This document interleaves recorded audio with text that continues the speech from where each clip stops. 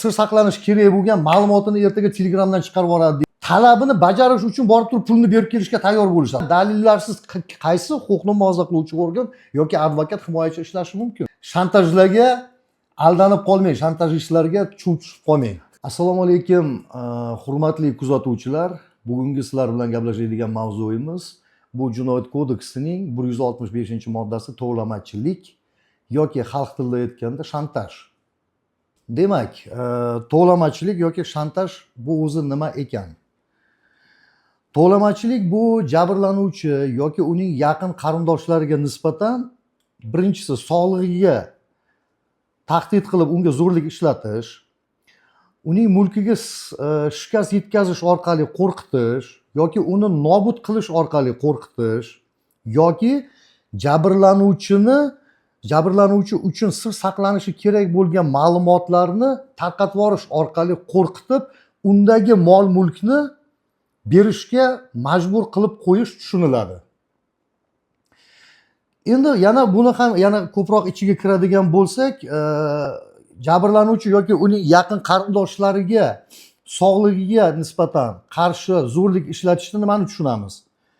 Jabrlanuvchi yoki uning qarindoshlarini sog'lig'iga shikast yetkazish orqali zo'rlik ishlatishda bu uni urish, do'pposlash, badaniga yengil yoki o'rtacha tan jarohati yetkazish orqali undagi mol-mulkni berishga majbur qilib qo'yish tushuniladi. Endi esa keyingi etapi uning mol-mulkiga nisbatan shikast yetkazish, ya'ni undagi bor misol uchun avtomashinasi yoki uni biron bir qimmatbaho buyumlari yoki uning uy-joyiga shikast yetkazish orqali urish yoki yoqib yuborish orqali unga nisbatan tahdid qilish va undagi mol-mulkni olish hisoblanadi. Uchinchisi undagi mol-mulkni nobud qilish. Mol-mulkni nobud qilish boya biz yuqorida aytib o'tdik, ozgina o'sha o'rtasidagi chegara, ya'ni mol-mulkini yoqib yuborish hisoblanib tushunilishi mumkin.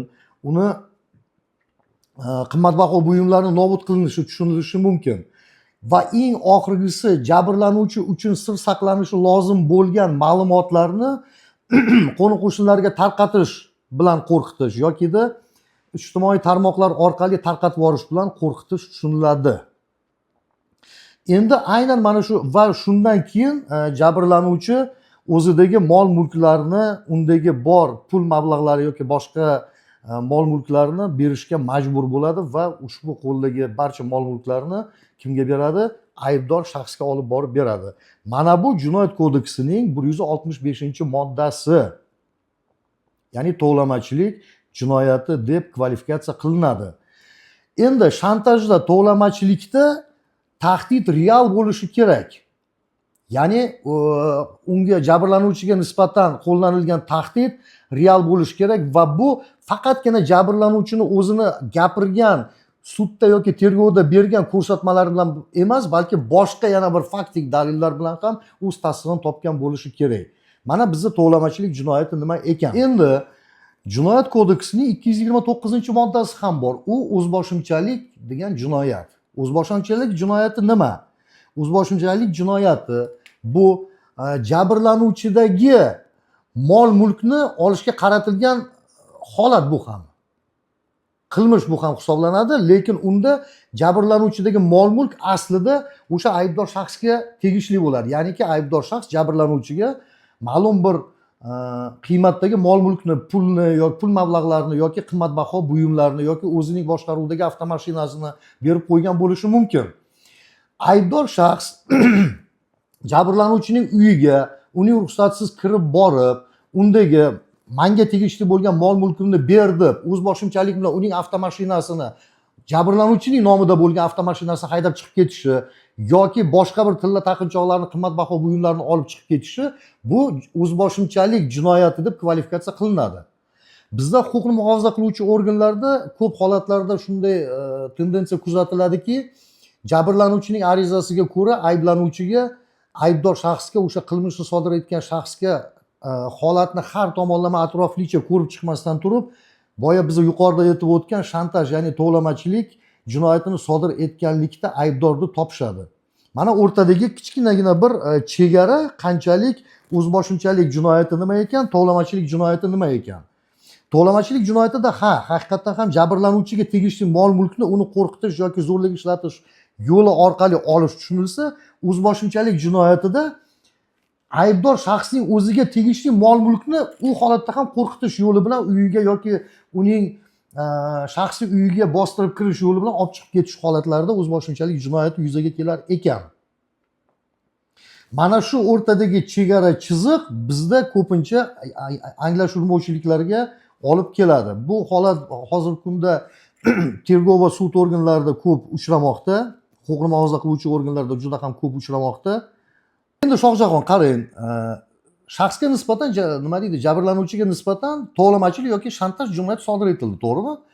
Jinoyat sodir etildi. Bizda xalqimiz nimadan qo'rqadi? Borib turib shuni huquqni muhofaza qiluvchi organlarga berishdan qo'rqishadi. Sabab uni sir saqlanish kerak bo'lgan ma'lumotini ertaga Telegramdan chiqarib yuboradi deydi yoki Facebook kanaliga chiqarib yuborish mumkin deydi. Bu men uchun deydi sir saqlanish kerak bo'lgan ma'lumot edi deydi.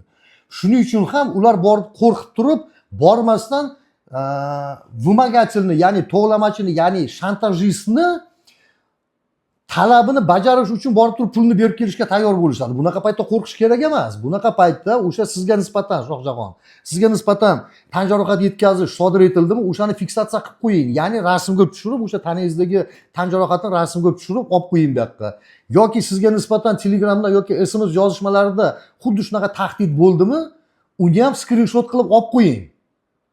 Yoki masalan sizni uyingizga bostirib keldi o'sha shaxs, yoki masalan sizni ko'chada ushlab oldida mashinangizni lobovoyni sindirib ketdi yoki chizib ketdi-da, menga qara, keyingisi bu narsa sen bilan sodir bo'ladi deb ketdi.